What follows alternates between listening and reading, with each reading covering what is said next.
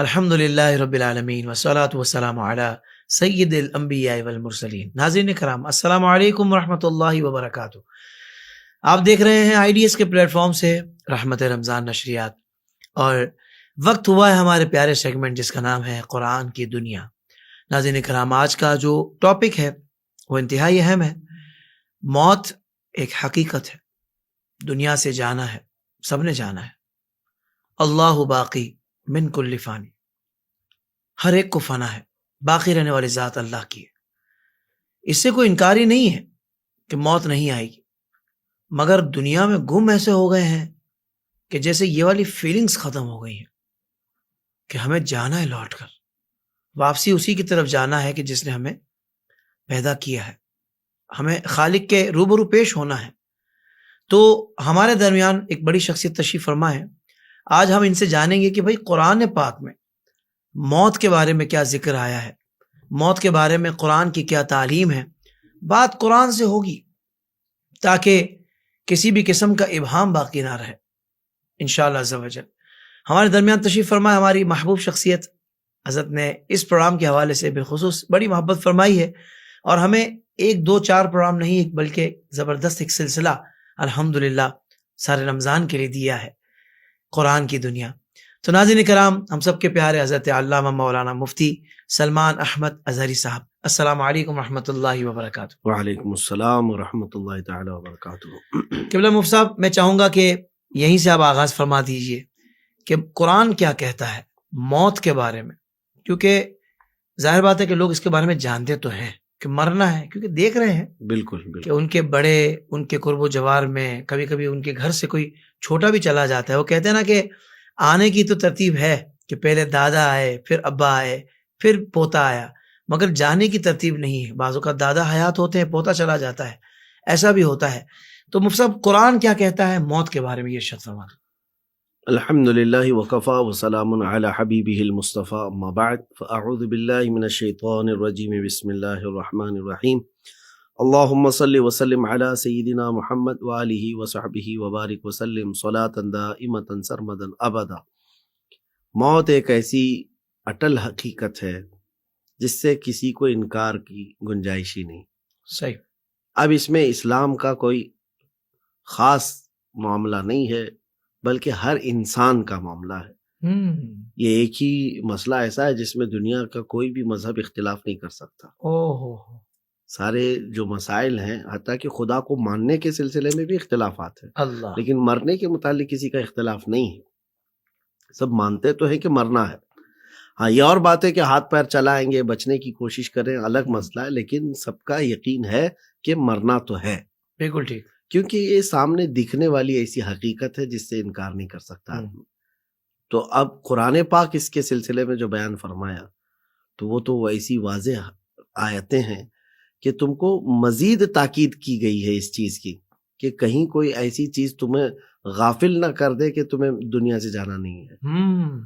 جیسے قرآن پاک میں رب تعالیٰ فرماتا ہے افحسبتم انما خلقناکم عبثا وانکم الینا لا ترجعون، کیا تم نے یہ گمان کر لیا ہے کہ ہم نے تم کو بیکار میں پیدا کیا اور تم کو ہماری طرف لوٹنا نہیں ہے؟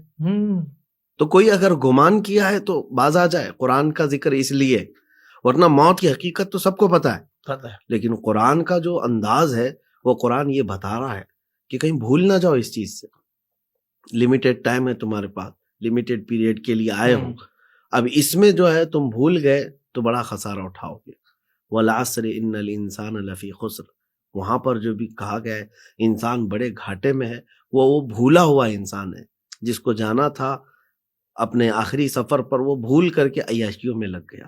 جیسے آپ نے سوال میں ذکر فرمایا کہ کچھ لوگ ایسے بھولے بیٹھے ہیں جیسے ان کو جانا ہی نہیں۔ یہ غفلت کی چادر اوڑے ہوئے ہیں، معلوم تو ان کو بھی ہے مرنا ہے، وہ یقین ان کو بھی ہے مرنا ہے، لیکن غفلت کی چادر اوڑے ہوئے ہیں۔ شیخ سعدی رحمۃ اللہ علیہ سے منسوب ایک قول ملتا ہے، میں اس کو نقل کرتا ہوں آپ کے سامنے۔ کتنی پیاری بات ہے۔ دو چیزیں وہ فرماتے ہیں، مرنا سب کو معلوم ہے، اس سے بچنا ممکن ہے۔ میں آپ سے پوچھ رہا ہوں کہ مطلب پاسبل ہو سکتا ہے کہ کوئی موت سے بچے؟ نہیں بچا، ممکن ہی نہیں جی۔ لیکن آپ کو میں بتاؤں، جس کو یقین ہے ممکن ہی نہیں، اس کے باوجود بھی بچنے کی کوشش کرتا ہے کہ نہیں کرتا؟ کرتا ہے ہر کوئی کرتا ہے. جی. علاج، معالجے، دوائیاں، یہ ساری چیزیں موت سے بچنے کے لیے کر رہا ہے کہ جب تک ہو سکے چل جائے زندگی. یعنی جس سے بچنا ناممکن ہے اس کو یقین ہے، اس کے باوجود بھی اس کے بچنے کے لیے ہاتھ پیر چلاتا ہے. لیکن جہنم سے بچنا ممکن ہے کہ نہیں ہے؟ بالکل ممکن ہے. اب جو چیز ممکن ہے اس کے لیے ایک بار بھی ہاتھ پیر نہیں چلاتا. اللہ اکبر، کیا جو توجہ دلائی آپ ناممکن نے. ہے اس سے بچنے کے لیے تو تم محنت کر رہے ہو، لیکن لیکن جو ممکن ہے اس کے لیے کوشش بھی نہیں کرتے. اللہ اکبر. تو یہ کتنی پیاری بات ہے. تو اب میں بتاتا ہوں کہ موت کا تذکرہ قرآن پاک میں کس کس انداز سے آیا ہے. صحیح. قرآن پاک میں اللہ تعالیٰ فرماتا ہے کل نفس ذائقۃ الموت وانما توفون اجورکم یوم القیامۃ فمن زحزح عن النار وادخل الجنۃ فقد فاز. ایک بات تو پکی ہے کہ ہر جاندار شے کو موت کا مزہ چکھنا ہے. صحیح. مرنا سب کو ہے. اب رب تعالیٰ آگے جو فرما رہا ہے کہ تمہارے سارے اعمال کا جو اجر ہے وہ قیامت کے دن پورا پورا دیا جائے گا. اب کامیاب کون ہے اس کے بارے میں قرآن کہتا ہے فمن زحزح عن النار وادخل الجنۃ فقد فاز. جو دوزخ سے داخل کیے جانے سے بچ گیا اور جنت میں پہنچ گیا وہ کامیاب ہے. تو اب موت کا تذکرہ یہاں سے شروع ہوتا ہے. یہ آیت الگ الگ انداز میں الگ الگ پیرائے میں آئی ہے. صحیح. کہ مرنا سب کو ہے. کل نفس ذائقۃ الموت، تمہیں موت کا مزہ چکھنا ہے. اب کس انداز سے آئے گی اس کے بارے میں بھی قرآن کہتا ہے اینما تکونوا یدرککم الموت ولو کنتم فی بروج مشیدہ. رب تعالیٰ فرماتا ہے تم جہاں کہیں پر بھی ہوگی موت آ کر پکڑ لے گی، چاہے تم مضبوط بنائے ہوئے قلعوں کے اندر ہی کیوں نہ ہو. مضبوط قلعے کے اندر بھی کیوں نہ ہو، موت آ کر پکڑ لے گی. اور یہ آنکھوں دیکھا حال بھی ہے، یقین بھی ہے ہمیں کہ چاہے وہ بادشاہ ہوں کہ فقیر ہوں. بلکہ ابھی ماضی قریب میں آپ کو بتاتا ہوں کہ ایک ڈاکٹر ہارٹ اسپیشلسٹ کارڈیالوجی، وہ ڈاکٹر اپنے 5 شاگردوں کے ساتھ لیب میں کام کر رہے ہیں. صحیح. اور ٹاپ لیول کا ڈاکٹر ہے جو ہارٹ کا یعنی دل کے امراض کا مخصوص ڈاکٹر، اور بہت ٹاپ لیول کا ڈاکٹر ہے، لیب میں موجود ہے. کسی کو بھی اگر اٹیک آئے، دل کا دورہ پڑے، گھر پر ہو کہیں پر بھی ہو، تو دوڑ کر کہاں لے جایا جائے گا؟ جی ہاں، ہاسپٹل لے جایا جائے گا. یعنی ایک بیمار کے لیے محفوظ قلعہ تو ہاسپٹل تھا. صحیح. اور بندہ یہ ڈاکٹر ہاسپٹل میں لیب کے اندر 5 لوگوں کی گروپ کے اندر، ٹیم کے اندر کام کر رہا تھا. اس وقت اٹیک آیا، ڈاکٹر کو دل کا دورہ پڑا. اور حیرت کی بات یہ ہے کہ سارے سامان موجود ہیں لیب کے اندر اور دوسرے ڈاکٹرز کی ٹیم موجود ہے، اور لے جانے کے لیے کوئی ایمبولینس گاڑی کا انتظار بھی نہیں، بیڈ پہ موجود ہے، لیکن اس کی جان بچا نہیں سکے لوگ. اللہ. وہ جان سے ہاتھ دھو بیٹھا. تو یہ ایک بہت عجیب سی خبر تھی کہ قرآن پاک کا جو یہ فرمان ہے کہ تم مضبوط قلعے کے اندر بھی کیوں نہ ہو، موت تمہیں آ کر پکڑ لے گی. اور جو موت سے بھول جاتے ہیں ان کے لیے بھی ہے یہ قرآن پاک میں. عام طور پر دیکھیں موت سے غفلت تو نہیں ہے، موت ہمارے لیے کوئی حادثہ نہیں ہے. میں اکثر اپنی تقریروں میں کہتا ہوں کہ موت ان کے لیے حادثہ ہے جن کو مرنے کے بعد جلنا ہے، دوزخ ہے. اور مومن کے لیے تو تحفہ ہے. ادھر آنکھیں بند ہوئی، ادھر مصطفیٰ کریم صلی اللہ علیہ وسلم کی زیارت ہوئی اور اپنے رب سے اس کی ملاقات ہے. الموت جسر یوصل الحبیب الی الحبیب. موت جو ہے ایک برج ہے، ایک حبیب کو دوسرے حبیب سے ملا دیتی ہے. سبحان اللہ. اور بخاری شریف کی حدیث ہے جو اللہ تبارک و تعالیٰ سے ملاقات کے لیے نفرت رکھتا ہے، اللہ بھی اس سے ملاقات کو پسند نہیں کرتا. اللہ اکبر. من کریہ، یہ جو حدیث پاک میں ہے صرف میں نے ایک ٹکڑا ذکر کیا ہے. یہ ہے موت کے تذکرے قرآن پاک میں. ٹھیک ہے مفتی صاحب، یہ شاید فرمائیں کہ اچھی موت کی تو ہم دعا کرتے ہیں کہ اللہ ہمیں اچھی موت عطا فرمانا، عافیت والی موت عطا فرمانا. لیکن زندگی سے تنگ آ کر کوئی شخص موت کی تمنا کرے کہ بس مجھے موت ابھی ہو جائے، ابھی آ جائے اور میں مر جاؤں، بس میں اس زندگی سے تنگ آ چکا ہوں، تو اس کے حوالے سے قرآن و حدیث میں کیا احکامات ہیں ارشاد فرماتے؟ دیکھیں، پہلی بات تو یہ ہے کہ یہ موت کی تمنا کرنا جائز نہیں. صحیح.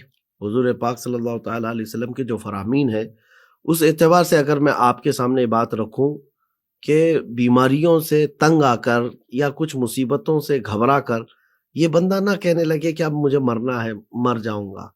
ہاں، اس کا طریقہ بھی بتایا گیا کہ اگر تمہیں ایسی مجبوری آ گئی تب پھر اللہ کریم کی بارگاہ میں یوں کہو کہ اے اللہ، جب تک میرے لیے دنیا بہتر ہے، زندگی بہتر ہے، زندہ رکھ، اور جب میرے لیے موت بہتر ہے تو موت عطا کر. اچھا، تو معاملات اللہ کے حوالے کر دیا بندے نے. اللہ اکبر. یہ زبردستی نہیں کر رہا ہے. تو یوں دعا کرے، اللہم احیینی ما کانت الحیات خیرا لی، اے اللہ مجھے اس وقت تک زندہ رکھ جب تک کہ زندگی میرے لیے بہتر ہو. کیا بات ہے مفتی صاحب. اور اس وقت موت دے دے جب میرے لیے موت بہتر ہو. اور تو یہ بہتر والا معاملہ یہ صرف رب جانتا ہے. کیا بات ہے مفتی صاحب، یہ بہت کمال بات فرمایا آپ نے. تو تمنا اس طرح کی کرنا کہ مرنا ہی ہے مرنا ہی ہے، وہ جائز نہیں ہے. لیکن اس انداز میں اس کے تو دونوں کام بھی ہو گئے. اللہ تبارک و تعالیٰ کی رضا کی طرف اس نے اپنے معاملے کو سپرد کر دیا. صحیح. قبلہ یہ ارشاد فرمائیے، ابھی موت کے حوالے سے آپ نے ارشاد فرمایا، یہاں پر یہ بھی بات آپ نے ارشاد فرمائی کہ بھائی موت کی تمنا کرنا زندگی سے تنگ آ کر یہ بھی جائز نہیں ہے. اب میرا اگلا سوال یہ حضرت کہ موت ظاہر بات ہے سب کو آتی ہے، سب کی موت کیا ایک جیسی ہوتی ہے؟ نہیں، بالکل نہیں. موت جو ہے اس کے درجات ہیں. اچھا.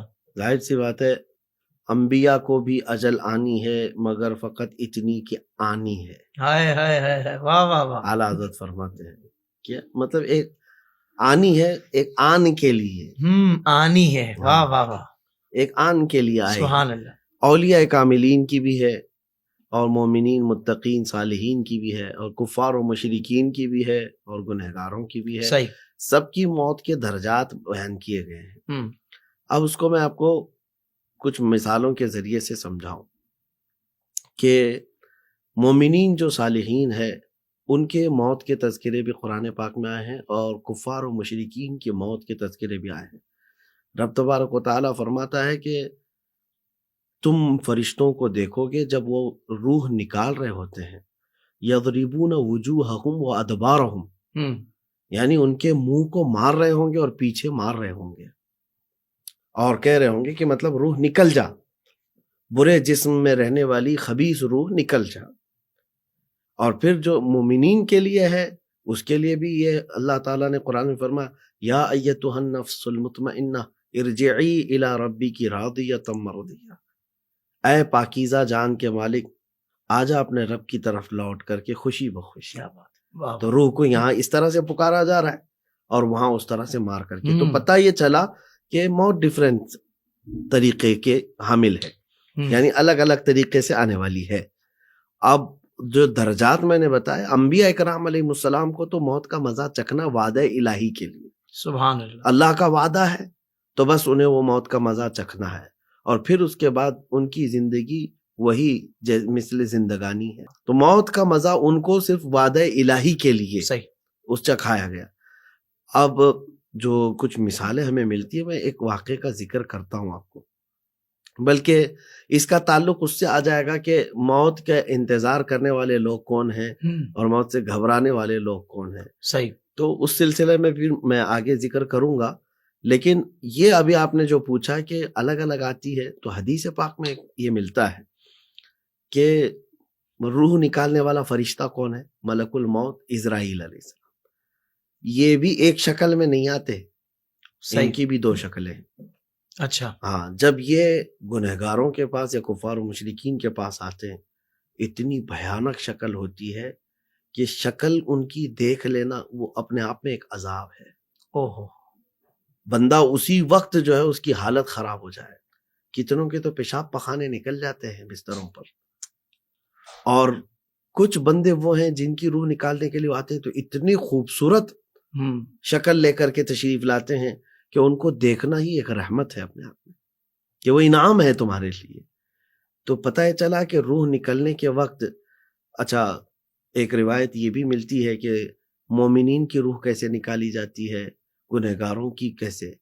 تو کہا گیا ہے کہ جیسے کفار و مشرکین کی روح اس طرح سے نکالی جاتی ہے جیسے ریشم کے کپڑے کو خاردار جھاڑیوں میں ڈال دو، کانٹے والے جھاڑیوں میں، اور اس کے بعد کپڑے کو کھینچو آپ، اللہ کس طرح سے کپڑا آئے گا، اس کے تار پوت سب الگ ہوتے چلے جائیں گے، اللہ اکبر، اور یہ کپڑا کھینچتا ہوا ایسے آئے گا کہ پھٹ چکا ہوگا. تو ایک دردناک انداز میں بتا رہا ہوں آپ کو، کانٹے والی جھاڑیوں پر اس ریشم کے لباس کو ڈال کر کھینچنے میں جس طرح سے اس کے تار نکل جاتے ہیں، ایک بدبخت کی روح اس طرح سے نکالی جاتی ہے. اب مومن صالح کی روح کیسے نکالی جاتی ہے؟ تو کہا جیسے گندھے ہوئے آٹے کے اندر بال پھنس گیا ہو. گندھا ہوا میدا ہے، اس کے اندر ایک لمبا سا بال پھنسا ہو، اس بال کو نکالی. نہ آٹے کو خبر ہے، یوں کھینچ لیجئے کہ جگر کو خبر نہ ہو. کانٹا میرے جگر سے غم روزگار، غم روزگار. یہ جو میں تو اس تلمیح کے لیے اس کو عرض کیا ہوں، لیکن روح نکالنے کا طریقہ ایمان والوں کا ایسا ہے کہ انہیں احساس نہیں ہوگا. اور احساس بھی کیوں ہوگا؟ اس کا ذکر قرآن پاک سے اگر میں آپ کے سامنے رکھوں کہ حضرت یوسف علیہ السلام کا واقعہ یاد ہے آپ کو؟ 13ویں پارے میں ہوا کیا تھا کہ حضرت یوسف علیہ السلام کا حسن اتنا کہ شہرا ہو چکا تھا، اور زلیخا ان کے عشق میں مبتلا تھی، محبت میں. شہر کی عورتیں تانا دینے لگ گئیں کہ ایک شادی شدہ عورت ایک نوجوان لڑکے کے حسن پر فدا ہے.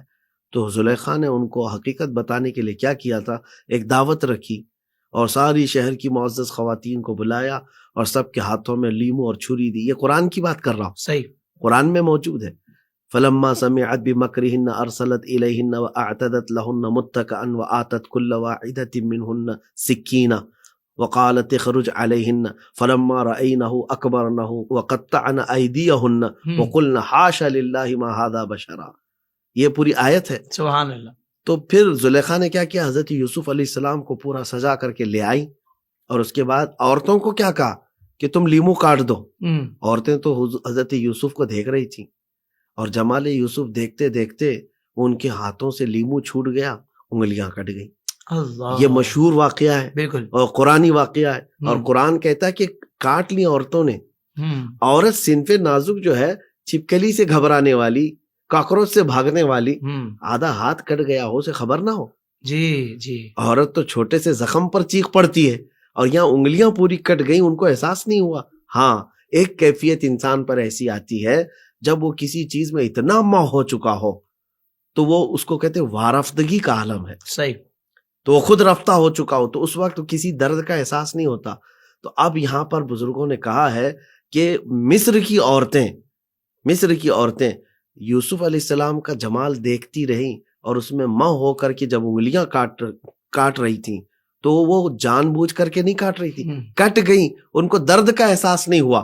اب آؤ، موت کے وقت ہوتا کیا ہے، ایک عاشق رسول دنیا سے جا رہا ہے، مومن صالح دنیا سے جا رہا ہے، کوئی آئے نہ آئے اس کے سرانے آمینہ کے لال ضرور تشریف لاتے ہیں. اللہ سبحان، اور جس کے سرانے پر سید الانبیاء صلی اللہ تعالی علیہ وسلم تشریف لائے، اور پھر وہ حسن دو عالم، اللہ اکبر، مکھ چند بدر شاشانی ہے، کیا کہنا، متھے چمکے لاٹھ نورانی ہے، کالی زلف تے اکھ مستانی ہے، مخمور آنکھیں ہن مد بھریاں. وہ حسین چہرہ لے کر جب میرے مصطفیٰ کسی کے سرانے کے پاس ہوں، جمال یوسف دیکھ کر کے عورتوں کو انگلیاں کٹنے کا درد نہیں ہوا، ہم کہتے ہیں حسن محمدی دیکھ کر کے روح نکلنے کا بھی درد نہیں ہوا. واہ واہ واہ، یہ مومن کی سبحان روح نکلنے کا طریقہ. کیا بات ہو. سید اعلیٰ کا شعر بھی یاد آ گیا، حسن یوسف پہ کٹی مصر میں انگشت زنا، سر کٹاتے ہیں تیرے نام پہ مردانے عرب. بالکل بالکل، جہاں نام پہ سر کٹاتے ہوں وہاں رخ وضحیٰ جب سامنے آ جائے. بالکل، اللہ اکبر، بالکل. موت کا کیا غم ہے، موت کا کیا ڈر ہے. سبحان اللہ. ہاں، تو یہاں پر میں یہی کہوں گا کہ درجات الگ الگ ہیں، لیکن عاشق رسول جب دنیا سے جائے گا تو بس یہ ہے کہ وہ محبت مصطفیٰ میں اس کو مرنے کا وہ درد نہیں ہوگا. جیسے کہ اور ایک میں یہاں لگے ہاتھوں وہ شعر بھی عرض کروں جو سننے میں ہمیں بڑا ہی لطف دیتا ہے. وہ چونکہ میں شعر و شاعری سے زیادہ تعلق نہیں رکھتا، اور اشعار میری زبان پر زیادہ آتے نہیں، صحیح، میں کچا ہوں تھوڑا حافظے کے اعتبار سے اللہ اس معاملے میں. تو جو شاعر نے کہا ہے کہ میرے جنازے پہ رونے والوں فریب میں ہو بغور دیکھو، بغور دیکھو. میرے جنازے پہ رونے والوں فریب میں ہو بغور دیکھو، مرا نہیں ہوں غم نبی میں لباس ہستی بدل گیا. کیا کہنے, واہ واہ واہ واہ, غم نبی میں لباس ہستی بدل سبحان گیا. اللہ سبحان تو اللہ. جس کو حضور پاک صلی اللہ علیہ وسلم کی محبت میں دنیا سے جائے گا تو پھر تو وہ صرف لباس ہستی بدل کے جا رہا ہے, باقی اس کو موت کا وہ درد نہیں دیا جائے گا. بالکل ٹھیک, بالکل ٹھیک.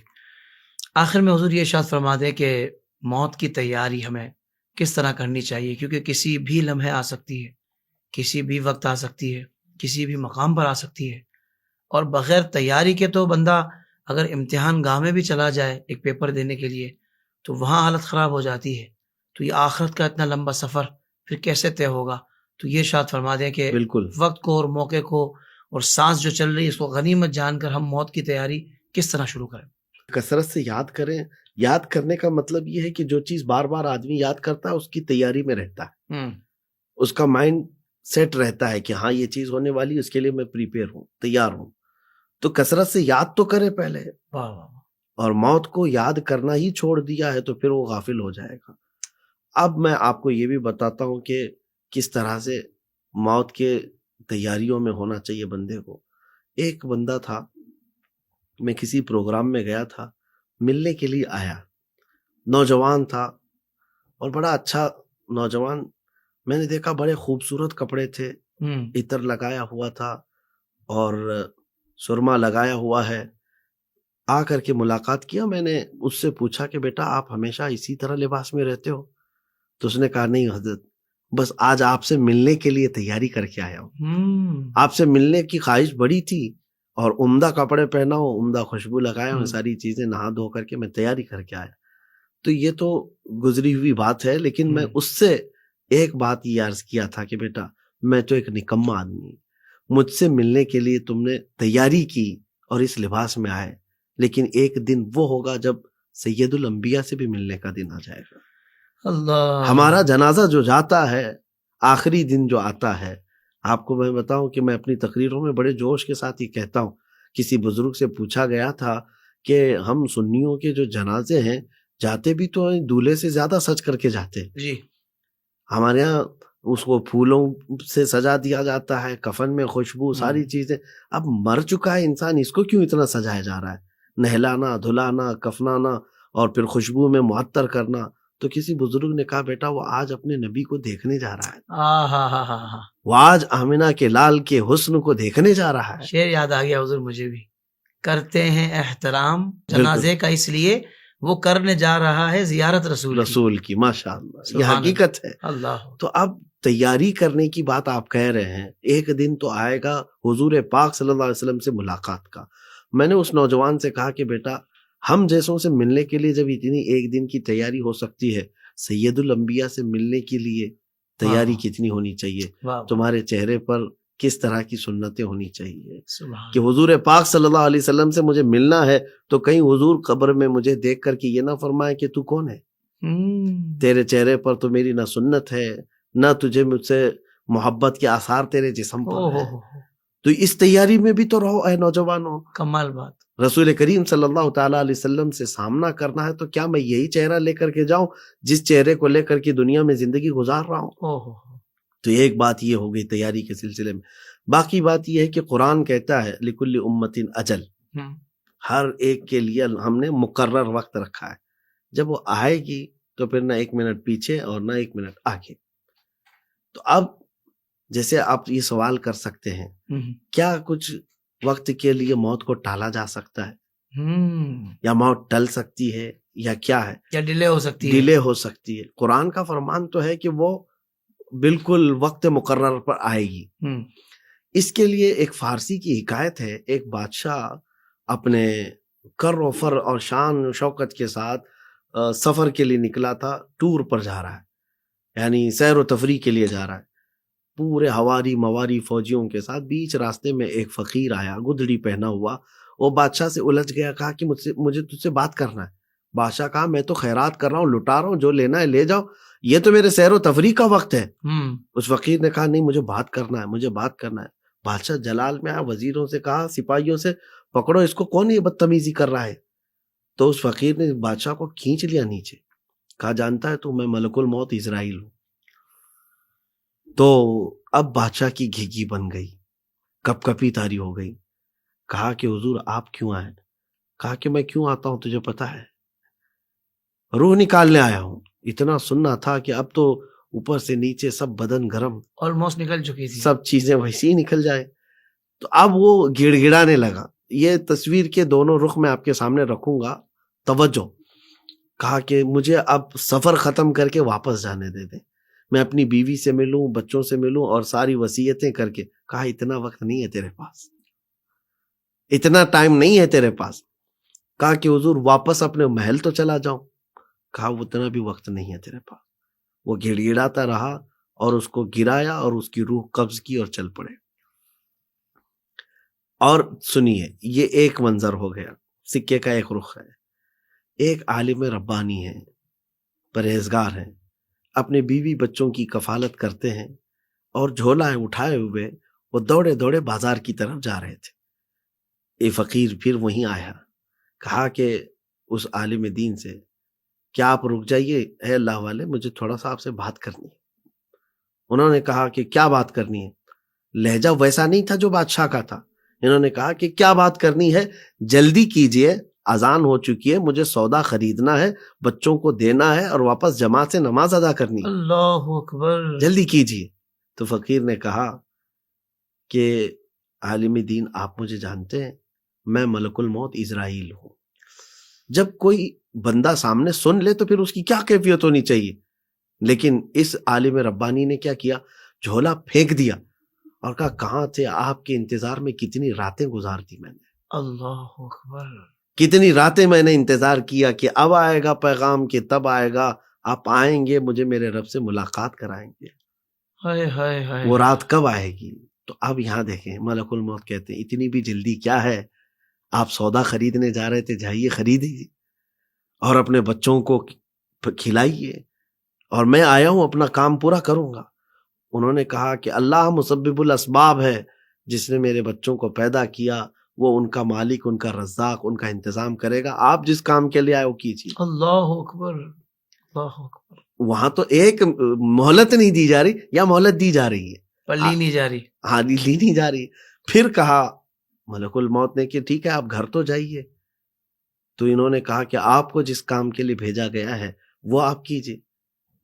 تو پھر اس عالم دین نے کہا اگر آپ مہلت رکھتے ہیں وقت کی تو میری ایک خواہش ہے. کہا کہ ٹھیک ہے آپ کی خواہش کا احترام کیا جائے گا.